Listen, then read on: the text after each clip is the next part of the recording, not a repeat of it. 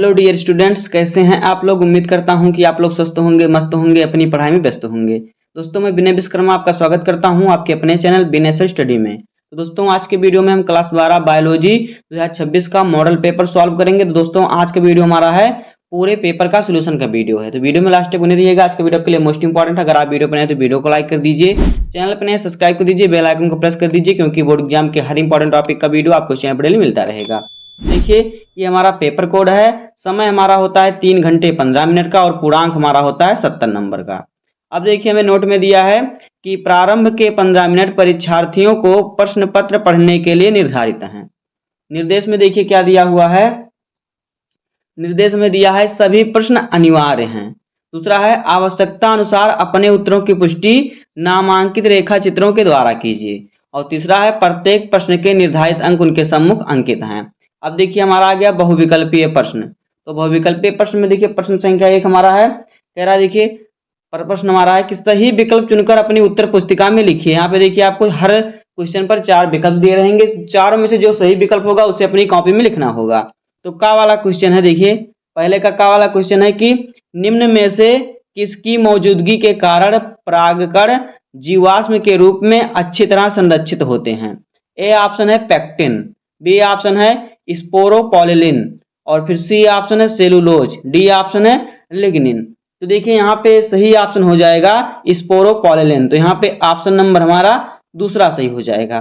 कैसे, देखिए परागकणों में स्पोरोपोलिन की मौजूदगी उन्हें कठोर और प्रतिरोधी बनाती है, जिससे ये जीवाश्म के रूप में अच्छी तरह संरक्षित रहते हैं। इसलिए हमारा सही होगा ऑप्शन नंबर दूसरा। अब देखिए खा वाला क्वेश्चन क्या है।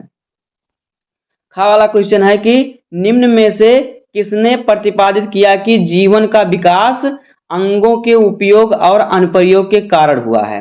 ए ऑप्शन है लैमार्क, बी ऑप्शन है डार्विन, सी ऑप्शन है टी माल्थस, और डी और फिर चौथा ऑप्शन है ह्यूगो डेविस। तो देखिए यहाँ पे सही ऑप्शन हो जाएगा लैमार्क। तो यहाँ पे ऑप्शन नंबर हमारा पहला से हो जाएगा लैमार्क। क्यों, देखिए लैमार्क ने अंगों के उपयोग और अनुप्रयोग के सिद्धांत के आधार पर विकास के सिद्धांत को प्रतिपादित किया था। तो यहाँ पे ऑप्शन नंबर हमारा पहला से हो जाएगा। अब देखिए गा वाला क्वेश्चन है कि निम्न में से कौन एक गैर संक्रामक रोग है। ए ऑप्शन है मलेरिया, बी ऑप्शन है टाइफाइड, और फिर तीसरा ऑप्शन है कैंसर, और फिर चौथा ऑप्शन निमोनिया। तो देखिए जो यहाँ पे गैर संक्रामक रोग है कैंसर है। कैंसर एक गैर संक्रामक रोग है, जबकि मलेरिया, टाइफाइड और निमोनिया क्या है, संक्रामक रोग है। तो यहाँ पे ऑप्शन नंबर हमारा तीसरा से हो जाएगा कैंसर। आगे देखिए घा वाला क्वेश्चन है, कह रहा है कि परपोषी कोशिकाओं में बीजातीय डीएनए को प्रवेश कराने में निम्न में से कौन सी विधि का प्रयोग किया जाता है। पहला ऑप्शन है सूक्ष्म अंतःक्षेपण, दूसरा ऑप्शन है बायोलिस्टिक्स, और तीसरा ऑप्शन है अहानिकारक रोगजनक, और चौथा इनमें से सभी। तो देखिए यहाँ पे सही ऑप्शन हो जाएगा इनमें से सभी। तो यहाँ पे ऑप्शन नंबर हमारा चौथा सही हो जाएगा। देखिए कैसे, देखिए परपोषी कोशिकाओं में बीजातीय डीएनए प्रविष्ट करने के लिए सूक्ष्म अंतःक्षेपण, बायोलिस्टिक्स और अहानिकारक रोगजनकों जैसे तरीकों का प्रयोग किया जाता है। इसलिए हमारा यहाँ पे ऑप्शन नंबर चौथा सही होगा, इनमें से सभी। अब देखिए हमारा आ गया अति लघुत्तरीय प्रश्न। तो अति लघुत्तरीय प्रश्न में प्रश्न संख्या दूसरे का देखिए क्या है। कह रहा है कि कॉपर्स लुटियम के किस हार्मोन्स का स्राव होता है। तो उत्तर देखिए कॉपर्स लुटेनियम से प्रोजेस्टेरॉन हार्मोन्स का स्राव होता है। प्रोजेस्टेरॉन हार्मोन्स गर्भधारण बनाए रखने में सहायक होता है और मासिक चक्र को नियंत्रित करता है। जो महिलाओं में पीरियड आता है उसको यह नियंत्रित करता है। क्या जो प्रोजेस्टेरॉन होता है ये इस समय का निर्धारण नियंत्रित करता है कि कितने समय में मासिक चक्र होना है। इसका क्या करता है निर्धारण, प्रोजेस्टेरॉन हार्मोन्स करता है। अब देखिए खा वाला क्वेश्चन क्या है। खा वाला क्वेश्चन है कि स्टेम कोशिकाएं क्या है। उत्तर देखिए स्टेम कोशिकाएं वह मूलभूत कोशिकाएं होती हैं जिनमें स्वयं को पुनः उत्पन्न करने और विभिन्न प्रकार की कोशिकाओं में बदलने की क्षमता होती है। ये भ्रूणीय विकास, ऊतक मरम्मत और पुनर्जनन में महत्वपूर्ण भूमिका निभाती हैं। इस प्रकार से इसका क्वेश्चन हो जाएगा। अब देखिए गा वाला क्वेश्चन हमारा क्या है। गा वाला क्वेश्चन है कि एक उदाहरण दीजिए जहां 2 से अधिक अलील एक ही गुण को नियंत्रित करते हैं। इसका उत्तर हो जाएगा एबीओ रक्त समूह प्रणाली। एक उदाहरण इसका है क्या, एबीओ रक्त समूह होता है, ब्लड ग्रुप एबीओ। जहां 2 से अधिक अलील एक ही गुण को नियंत्रित करते हैं। इनमें 3 अलील, अलील ए, अलील बी और आई होते हैं, जो विभिन्न समूह ए और बी और ए बी को व ओ को क्या करते हैं, इसका निर्धारण करते हैं। आगे देखिए हमारा घ वाला क्वेश्चन है। घ वाला क्वेश्चन हमारा है कि किसने वंशानुक्रम के गुणसूत्रीय सिद्धांत का प्रतिपादन किया। तो उत्तर देखिए, वंशानुक्रम के गुणसूत्रीय सिद्धांत का प्रतिपादन वाल्टर सटन और थियोडोर गावेरी ने किया था। इस सिद्धांत के अनुसार आनुवांशिक लक्षणों का संचरण गुणसूत्रों के माध्यम से होता है। अब देखिए पांचवा क्वेश्चन हमारा है, कह रहा है कि मृत एवं क्षयकारी कार्बनिक पदार्थ, यानी क्षयकारी जो रोग से ग्रस्त होते हैं, तो मरे हुए और क्षयकारी कार्बनिक पदार्थ से शुरू होने वाले खाद्य श्रृंखला का नाम लिखिए। तो देखिए, मृत एवं क्षयकारी कार्बनिक पदार्थ से शुरू होने वाले खाद्य श्रृंखला है अपघटनी खाद्य श्रृंखला। उसे क्या कहते हैं, अपघटनी खाद्य श्रृंखला। क्या होता है, डिट्रिक्स फूड चेन, डीएफसी। इनमें बैक्टीरिया, कवक यानी कि फंगस और अपघटक जीव मृत पदार्थों को अपघटित कर पोषक तत्वों का पुनर्चक्रण करते हैं। अब आगे देखिए, हमारा आ गया लघु उत्तरीय प्रश्न फर्स्ट। तो लघु उत्तरीय प्रश्न फर्स्ट प्रकार का देखिए, इसमें प्रश्न संख्या तीसरा क्या कह रहा है। तीसरे का क्वेश्चन है, कह रहा है कि मेंडलीय विकारों से आप क्या समझते हैं। अलिंग सूत्र महलग्न मंडलीय विकार का एक उदाहरण दीजिए। तो इसका उत्तर देखिए, वह अनुवांशिक विकार जो मेंडल के नियमों यानी कि प्रभाविता और पुनर्वृत्ति का पालन करते हैं, यानी कि जो मेंडल के नियम का पालन करते हैं उन्हें मेंडलीय विकार कहते हैं।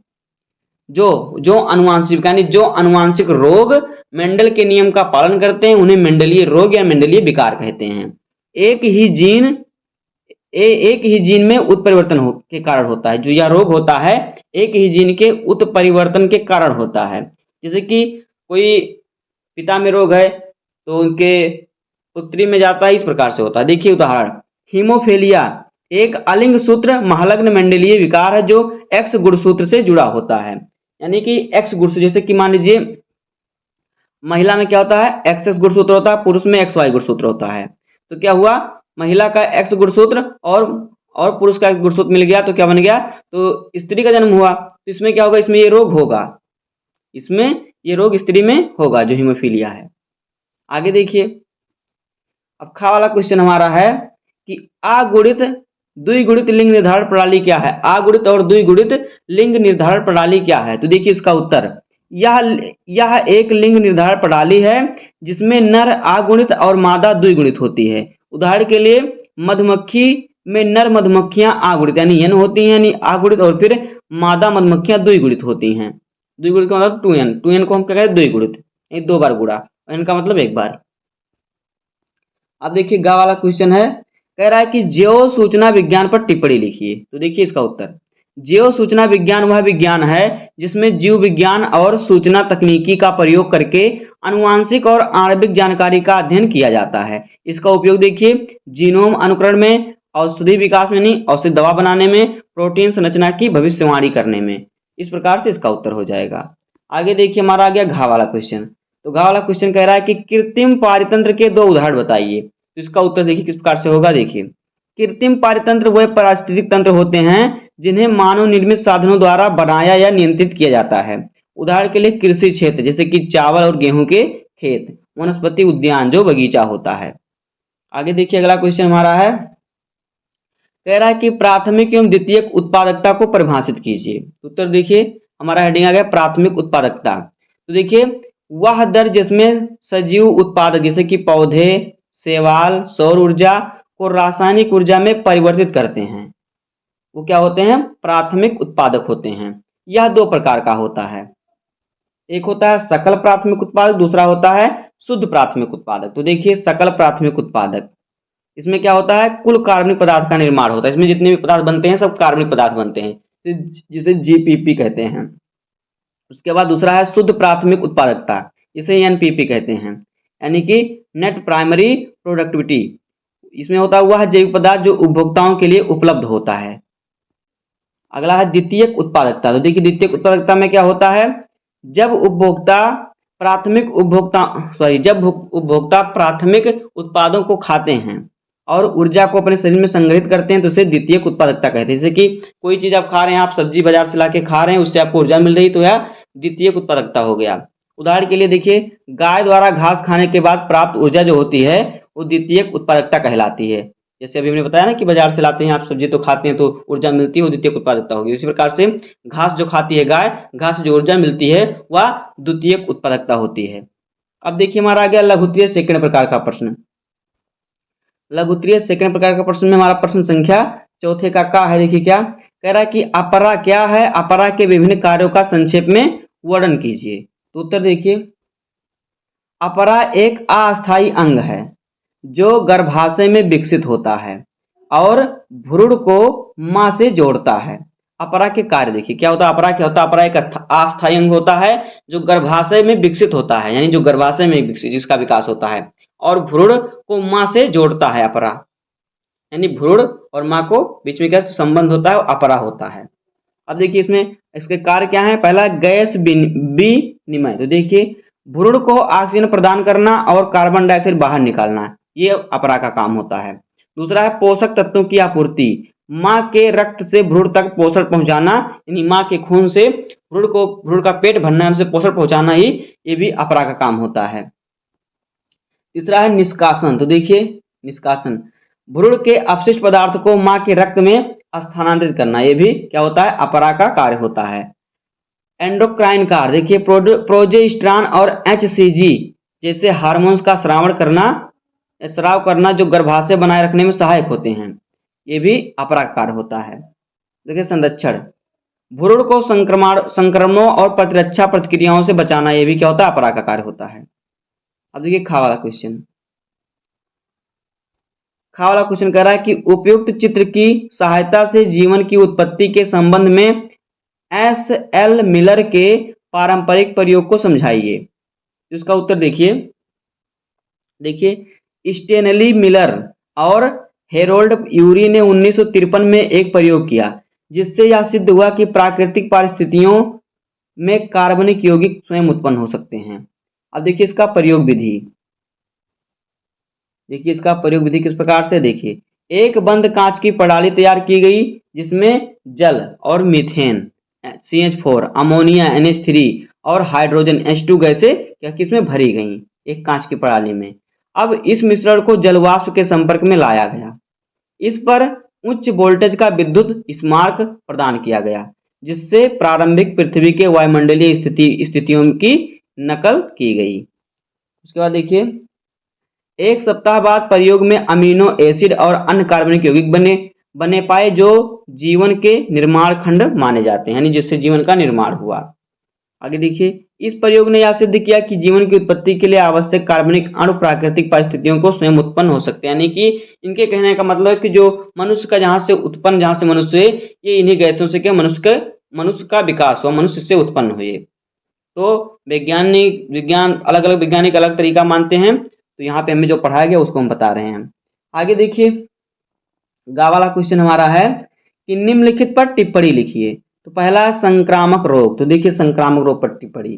देखिए वह रोग जो जीवाणु, विषाणु, कवक या परजीवी के संक्रमण से फैलते हैं उन्हें संक्रामक रोग कहते हैं। उदाहरण के लिए मलेरिया, टाइफाइड, डेंगू और टीबी। उसके बाद देखिए अगला कोई दूसरा है अमीबा या अमीबता। तो अमीबा देखिए क्या होता है, यह परजीवी जीव एंट अमीबा हिस्टोलिटिका के कारण होने वाला आंत संक्रमण यानी आंत में होने वाला संक्रमण होता है। इसके लक्षण देखिए अतिसार यानी कि डायरिया, रक्तयुक्त मल यानी कि बाथरूम के यानी लेटरिन के साथ खून भी गिरता है, पेट में दर्द और ऐंठन होता है। अब देखिए इसके संक्रमण के कारण कैसे कि यह रोग क्यों होता है। दूषित जल एवं भोजन से, खराब स्वच्छता से, यानी अगर आप साफ सफाई नहीं करें तो ये रोग होगा। रोकथाम देखिए इसका क्या होता है, स्वच्छ जल एवं भोजन का सेवन करना और व्यक्तिगत स्वच्छता बनाए रखना। घा वाला क्वेश्चन देखिए क्या है। घा वाला क्वेश्चन है कि जैव विद्युत संचलन तकनीकी का संक्षेप में वर्णन कीजिए। तो देखिए इसका उत्तर, जैव विद्युत संचलन एक तकनीकी है जिसका उपयोग डीएनए, आरएनए और प्रोटीन के टुकड़ों को पृथक करने और विश्लेषण करने के लिए किया जाता है। इसकी कार्यविधि देखिए, जेल तैयार करना, इसमें अगारोज या पॉलीअक्राइमाइड जेल का उपयोग किया जाता है। अब देखिए नमूने डालना इसमें, यानी क्या क्या पड़ता है। देखिए नमूने, डीएनए और प्रोटीन के नमूने जेल में बनाए गए कुओं में डाले जाते हैं। तीसरा विद्युत क्षेत्र लगाना, विद्युत प्रवाह देने से नकारात्मक आवेशित डीएनए टुकड़े धनात्मक इलेक्ट्रोड की ओर बढ़ते हैं। अलगाव, छोटे टुकड़े तेजी से चलते हैं जबकि बड़े टुकड़े धीमे चलते हैं, जिससे अणु आकार के आकार पर अलग हो जाते हैं। जैसे कि अगर कोई हम यहाँ पे कोई विलेन ले रहे हैं और इसमें हम इलेक्ट्रोड डाल रहे हैं दो, तो इसको गर्म करेंगे तो जो जो छोटे टुकड़े होंगे हल्के होंगे तो जल्दी चलेंगे, लेकिन जो बड़े होंगे वो धीरे धीरे चलेंगे। इसलिए जब तक वो वहां पहुंचेंगे छोटे टुकड़े जल्दी पहुंच जाएंगे, इसलिए वो अलग हो जाएंगे, बड़े टुकड़े पीछे ही रह जाएंगे। आगे देखिए, रंजक द्वारा विश्लेषण, जेल में एथिडियम ब्रोमाइड यानी ईटीबीआर, एथिडियम ब्रोमाइड या अन्य रंजक मिलाकर डीएनए को पराबैंगनी प्रकाश यूवी यानी पराबैंगनी प्रकाश को यूवी लाइट कहते हैं, यूवी लाइट के नीचे देखा जाता है। अब देखिए इसका उपयोग, देखिए उपयोग डीएनए प्रोफाइलिंग में, अपराध विज्ञान में, आनुवांशिक रोगों की पहचान में और आनुवांशिक इंजीनियरिंग में इसका उपयोग होता है। पांचवा क्वेश्चन देखिए हमारा क्या है। पांचवा क्वेश्चन है, यहाँ पे हमारा दीर्घवृत्तीय प्रश्न आ गया। तो पांचवा का क्वेश्चन है कि उपयुक्त चित्र की सहायता से परिपक्व परागकणों की कायिक एवं जनन कोशिकाओं का कार्यों का संक्षेप में वर्णन कीजिए। तो ये क्वेश्चन को आप सॉल्व कीजिएगा, सभी दीर्घवृत्तीय प्रश्न, इसका उत्तर हम लिखेंगे तो काफी बड़ा हो जाएगा। खा वाला है, अनुकूली विकिरण क्या है, उदाहरण सहित समझाइए या उदाहरण सहित वर्णन कीजिए। गा वाला है, लसिकाणु क्या है, हमारे रक्त में मौजूद दो विशेष प्रकार के लसिकाणुओं के कार्यों का संक्षेप में वर्णन कीजिए। आगे देखिए, इसके बाद घा वाला क्वेश्चन है, पुनर्योगज डीएनए निर्माण के विभिन्न चरणों का संक्षेप में वर्णन कीजिए। तो ये पांचवें का क्वेश्चन हमारा, पांचवें में हमें कितने क्वेश्चन दिए हैं, 4 क्वेश्चन दिए हैं। अब देखिए छठवें का क्वेश्चन आ गया हमारा। छठवां क्वेश्चन हमारा दिया है कि निम्नलिखित पर टिप्पणी लिखिए। तो पहला है स्वप्रतिरक्षा रोग, दूसरा है ओपियोइड्स और खा वाला है प्रतिरक्षी अणु की संरचना और कार्य का संक्षेप में वर्णन कीजिए। तो इन सभी क्वेश्चनों को देख लीजिए, सभी बहुत ही इंपॉर्टेंट क्वेश्चन है, सभी को आपको सॉल्व कर लेना है। गा वाला है पोषी स्तर क्या है, पारितंत्र में विभिन्न प्रकार के पोषी स्तरों पर टिप्पणी लिखिए। घा वाला है अपघटन पर एक संक्षिप्त टिप्पणी लिखिए। अब आगे हमारा आ गया विस्तृत उत्तरीय प्रश्न। देखिए प्रश्न संख्या 7 यहाँ पे है कि परागकण के अजीवीय एवं जीवीय अभिकर्मकों का विस्तार से वर्णन कीजिए। तो देखिए परागकण क्या होता है, देखिए परागण क्या होता है परागण पूछा है। परागण वह प्रक्रिया है जिसमें परागकणों का पुंकेसर में स्त्री केसर तक स्थानांतरण होता है, जिससे निषेचन की प्रक्रिया शुरू होती है। परागण को मुख्य रूप से 2 भागों में बांटा गया है, अजीवीय परागण और जीवीय परागण। देखिए पहला क्या होता है अजीवीय परागण, देखिए क्या है, देखिए यहाँ पे जो स्वपरागण पर परागण वाला नहीं है, क्योंकि यहाँ पे पूछ रहा है परागण के अजीवीय एवं जीवीय अभिकर्मकों का हमें बताना है। आगे देखिए तो अजीवीय परागण देखिए क्या होता है, इसमें परागकणों का संवहन अजीव माध्यम द्वारा किया जाता है। दूसरा है वायु, जब देखिए हमारा हो गया वायु परागण, या हवा द्वारा परागकण की प्रक्रिया है, यानी इसमें हवा द्वारा क्या होता है, जो परागकोश में परागकण होते हैं वर्तिकाग्र तक हवा द्वारा पहुंचते हैं। देखिए परागकण क्या होते हैं, हल्के एवं शुष्क और चिकने होते हैं ताकि वे आसानी से उड़ सकें। इन पौधों के पुष्प छोटे और गंधहीन और रंगहीन होते हैं। उदाहरण के लिए देखिए, उदाहरण के लिए गेहूं, मक्का, धान, ज्वार, नारियल आदि। दूसरा है जल परागण, तो देखिए यह पानी द्वारा परागण की प्रक्रिया है। जल में परागण केवल जलवासी पौधों में पाया जाता है। इन पौधों के परागकण जलरोधी परत से ढके होते हैं। उदाहरण के लिए क्या है, हाइड्रीला और फिर बेलेस्नेरिया और फिर देखिए क्या है जोस्टेरा, यानी कि जो सीग्रास यानी समुद्र की घास जो होती है, इस एक प्रकार की समुद्र में होने वाला घास है जो क्या है जोस्टेरा। अब देखिए आ गया जीवीय परागण, तो देखिए इसमें परागण जीवों द्वारा संपन्न होता है। पहला कीट परागण, तो यह मधुमक्खी, तितली, पतंगा, भृंग, ततैया आदि के, ततैया जो हाड़ा होता है पीले कलर का, जिसे गांव में हाड़ा बोलते हैं, ततैया होता है, आदि के माध्यम से इसका परागण होता है। परागण के लिए फूल रंगीन, सुगंधित और मीठे पराग या मकरंद वाले होते हैं। अब देखिए इसका उदाहरण, इसका उदाहरण हो जाएगा गुलाब का फूल, सूरजमुखी का फूल, गेंदा का फूल, सेब और चेरी का फूल।